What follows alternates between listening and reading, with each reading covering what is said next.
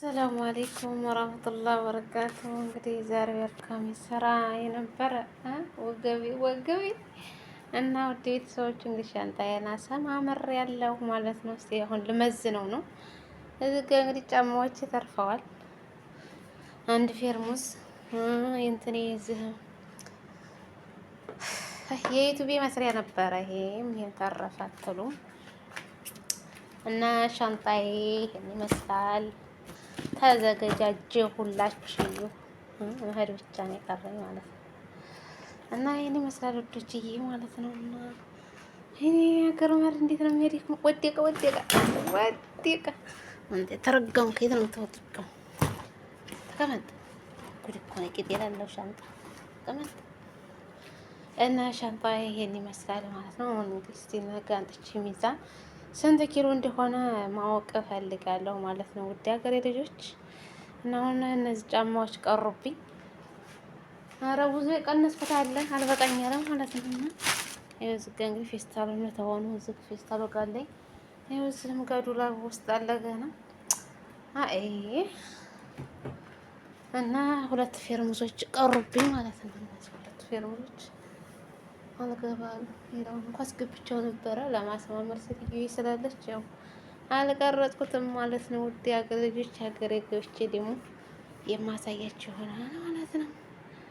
እና እንግዲህ እቺ 10 ኪሎ ናት። እቺ 10 ኪሎ 23 ኪሎ ማለት ነው። 46 ኪሎ ተብሎ ነው የተገዛው። እና እነቺ ቦኩን ታዘናት ለዛ ደግሞ ቦርሳዎች ነበሩ እላችኋለሁ። ሁሉ ቦርሳዎች ሁለቶች ደከመኝ ገና ሳለድ እንግዲህ ደከመኝ እላችኋለሁ። እና የዛሬው ሻንጣ ተርቲብ ነበረ። በጣም አድካሚ ስራ ነው። በጣም የሚደክመው ወይኔ መሳፈር በጣም ነው ተአብ ማለት ነው። እና እንግዲህ ዱአ አድርጉልኝ አላህ በሰላም ለሀገሬ ያብቃኝ እላችኋለሁኝ።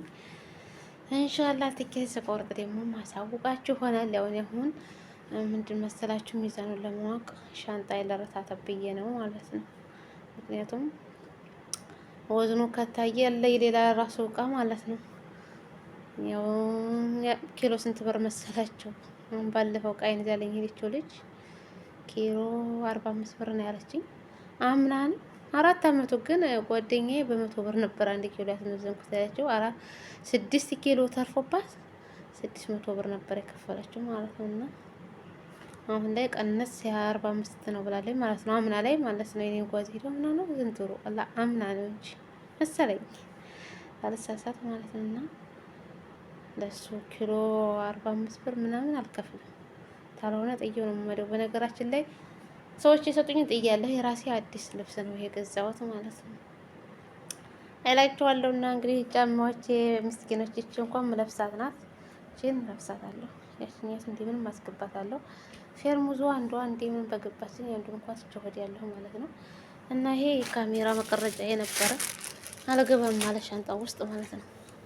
ምክንያቱም ረዥም ነው ሻንጣው ደግሞ ይሄ ነበረ ማለት ነው። ይሄ ደግሞ አይገባም መስታወቱ ማለት ነው። ሙሽክላ አለ ያትሉም ወላሂ እዚህ እና በዛ ደግሞ በእንትና ልሄድ ያስብያለሁ። በማን ነበረ ስሙ? ማን ነበር ስሙ ልጅ ያሉት ሳውዲ አረቢያ ብዬ እንትና ማን ነው ስሙ? ያ አላህ ስሙ ጠፋኝ። ስሙን አንጡት እና በዛ ልሄድ ያስቦኛል ማለት ነው። ማን ነበረ ስሙ? ስሙ ጠፋኝ ደግሞ በዛ 46 ኪሎ መያዝ ይቻላል ስላሉኝ ማለት ነው። እና የዛሬው ውሏችን ይሄን ይመስላል። ከወደዳችሁ ላይክ፣ ሼር፣ ሰብስክራይብ አድርጉኝ፣ አበረታቱኝ። ቻናል የተዘግቶብኝ ነው እገዙኝ። እገዛችሁን ሻለው ሀገሬ ሄጄ ጥሩ ጥሩ ነገር የማሳያችሁ ይሆናል ማለት ነው። ለቤት አዲስ ከሆናችሁ ሰብስክራይብ፣ ላይክ የምትለውን መጀመሪያ ላይ ስትገቡ ላይክ አድርጉ። ከዛ ሰብስክራይብ ጥቁር አድርጓት የምለቃቸው ቪዲዮዎች እንዲደርሷችሁ ማለት ነው። ስለምታበረታቱ ከልብ ነው የማመሰግነው። አላህ ሀገራችን ሰላም ያርግልን፣ ወጥቶ ከመረታ አላህ ይጠብቀን፣ እኛንም በሰላም ያስገባ፣ እናንተንም ደግሞ አላህ በሰላም ለሀገራችሁ ያብቃችሁ እላለሁ። የሀገሬ ልጆች እንግዲያችም ጫማ ተርፋ ነው ምክንያቱም ቦታ አልበቃም።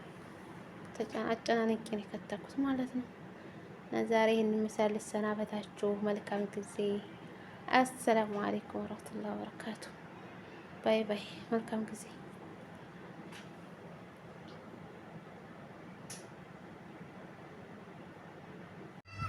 አሰላሙ አለይኩም ወረህመቱላሂ ወበረካቱ። ቤተሰብ እንዴት ናችሁ? ሰላም ሰላም ብያለሁ። ዛሬ እንግዲህ ኢማራት ሞጠር በሞጠር ሆናለች።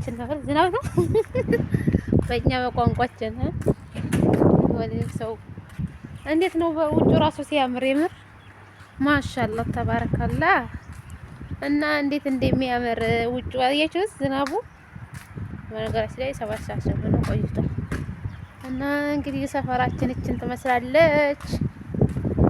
እና አበባ ምናምን ያለበት ግቢ በነገራችን ላይ በጣም ነው የምወደው የሚያምረኝም ማለት ነው። እንግዲህ እዛው ነው መስጊዱ ተራዊትና ስንሰግድ የነበርንበት እና ይሄን ይመስላል አካባቢያችን ዛሬ። አየሩ ማሻአላህ ይኸው ሰማዩን ማዩት እንዴት ደስ እንደሚል ማለት ነው።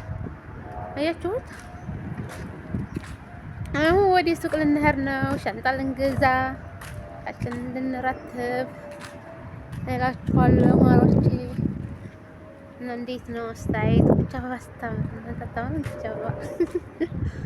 እና እስቲ ሰብስክራይብ አድርጉ፣ ላይክ አድርጉኝ፣ አይከፈልበትም። የምር አበረታቱኝ። እንደው ምን ችግር አለው? የምር እኔ ስታችሁ አይደለም።